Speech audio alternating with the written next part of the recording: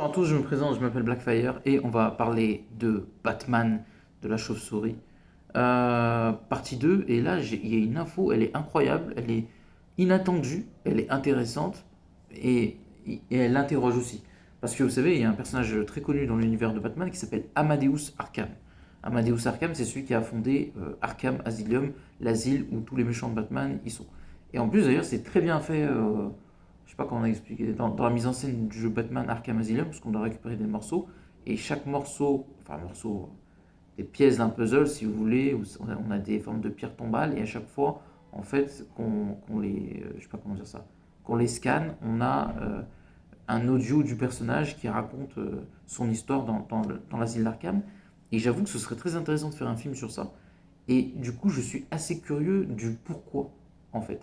Que le voir dans un film Batman, c'est pas incongru, mais c'est curieux. Dans le sens où, est-ce que c'est un lien avec les parents de Bruce Wayne? Est-ce que c'est un lien avec la. Comment ça s'appelle? Euh, Celle qui pourrait en jouer Angela Beaumont. Euh, Comment ça s'appelle? Andrea. Je dis Angela, c'est Andrea Beaumont, excusez-moi, qui pourrait être Scarlett Johansson. Il faut savoir que Emma Stone avait refusé le rôle.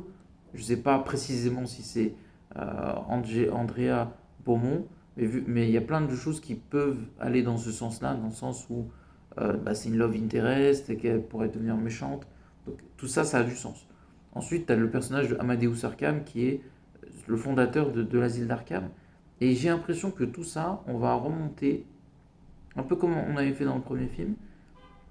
Et je pense que plus on remonte comme ça dans le passé, et plus on va arriver à la cour des hiboux en fait. Et j'ai l'impression qu'ils sont, Matt Reeves est en train de presque créer l'origine story de la cour des hiboux en disant, ben, est-ce que Amadeus Arkham a un lien avec la cour des hiboux? Est-ce que tous ces personnages qu'on va voir dans le film ont un lien avec la cour des hiboux?